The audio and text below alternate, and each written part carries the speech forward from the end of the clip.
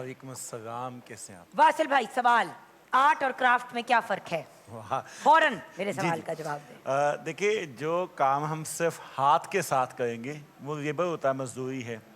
और जिस काम में अपने हाथ और जहन दोनों का इस्तेमाल एक साथ करें और एक ही तरह से करें, यानी हाथ भी वही काम कर रहा है, जहन भी वैसा ही सोच रहा है, तो वो तो अक्लमंदी हुई। तो बिल्कुल अक्लमंदी है, लेकिन उसको क्राफ्ट कहा जा सकता है कि ये क्राफ्ट है। अच्छा, ठीक है। लेकिन इंसान जो काम अपने हाथ से भी कर रहा हो, अपनी जहानत का भी इस्तेमाल कर रहा हो और अपनी कल्बी कैफियत भी साथ शामिल कर रहा हो, यानी दिल भी, दिमाग भी और हाथ भी, जब ये तीनों यकजा होकर काम करेंगे तो वो आर्ट कहलाएगा।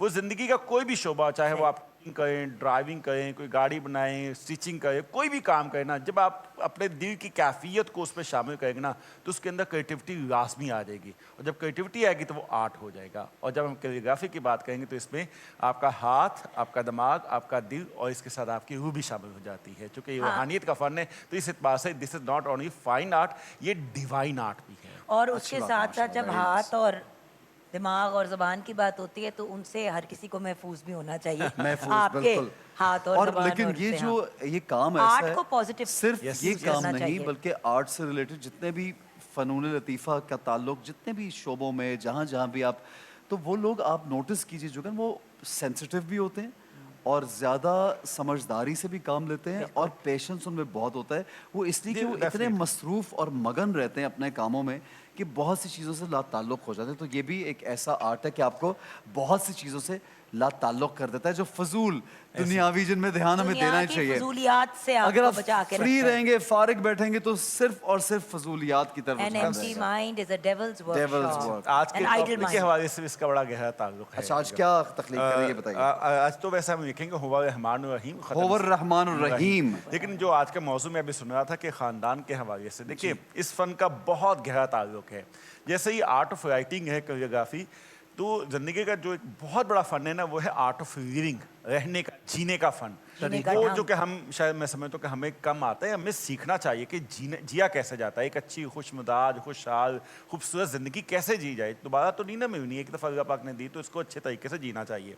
अभी देखिए क्लासिकल जो कोरियोग्राफी ना, इस पर हमें ये देखना पड़ता है कि कलम पकड़ के हमने किस जाविये पे कलम रखना है, किस जाविये पे लेके चलना है, कितना हमने लेके उसके बाद मुड़ जाना है, कहाँ पे हमने लफ्ज़ को दूसरे को साथ जोड़ना है, कहाँ से उसको टर्न करना है। हमें एक एक चीज़ का बहुत गहराई से मुशाहिदा भी करना पड़ता है, ख्याल भी रखना पड़ता है। तो जब हम इतनी गहराई के साथ हम इसका मुशाहिदा करते हैं कि कहाँ पे रुकना है, कहाँ पे चलना है, किस जावी में चलना है, तो हमें ये भी सिखा देता है कि ज़िंदगी में हमने किस ताल्लुक़ के साथ कितना चलना है, किसको कितनी स्पेस देनी है, किसको कितना एहतराम देना है और कहाँ से हमने पीछे हट जाना है, कहाँ हमने साथ आदमी चलना कितनी है, देर तक कहाँ और पे रहना कहाँ है। पे हमने अपनी ज़िंदगी भी अगर देनी पड़े वो भी उसके लिए, उस ताल्लुक़ को बचाने के लिए दे देनी है। तो ये हमें ज़िंदगी के ताल्लुकात कैसे निभाने वो भी सिखाता है, मामलात को कैसे लेके चलना वो भी सिखाता है, अच्छी बात और ख़ानदान के अंदर कैसे उसको मजबूत बनाना है वो भी सिखाता है। भाई वासिल भाई, आप जानते हैं कि ये हम पहले भी जिक्र बल्कि इस बात पे किया कि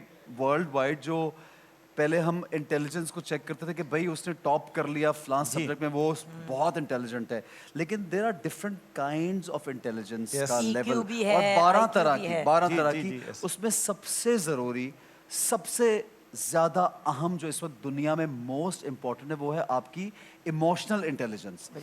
इमोशनल इंटेलिजेंस की आप बात करें, जो घरदारी है, जैसे जुगन ने किस तरह से अपने वर्क स्पेस पे लोगों को मैनेज करना है, अपने बच्चों को मैनेज करना, अपने शौहर को, सबको ठीक रखना है, ये एक इमोशनली इंटेलिजेंट आदमी कर सकता है।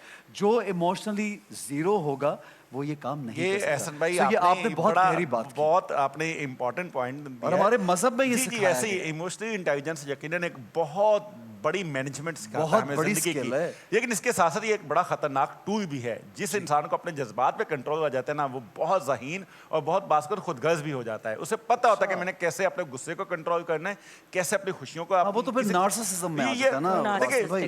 देखिए हर चीज़ का फायदा नुकसान भी होता है तो ना। हमारा है ही आपने नहीं। जो इंटेलिजेंस की इमोशनल बात, इंटेलिजेंस इज उस कैटेगरी में आता है जो सिर्फ एक अच्छाई की तरफ आता नहीं, है। और आपको पता है पूरी दुनिया में हायरिंग अब जब हो रही है, कितनी लंबी बहस होगी, पूरी दुनिया में हायरिंग जो हो रही है वो पहले उनका इमोशनल टेस्ट। अब इससे आगे एक और भी मैं इंटेलिजेंसिया की बात करना चाहता हूँ, उसे कहते हैं डीएनए इंटेलिजेंसिया।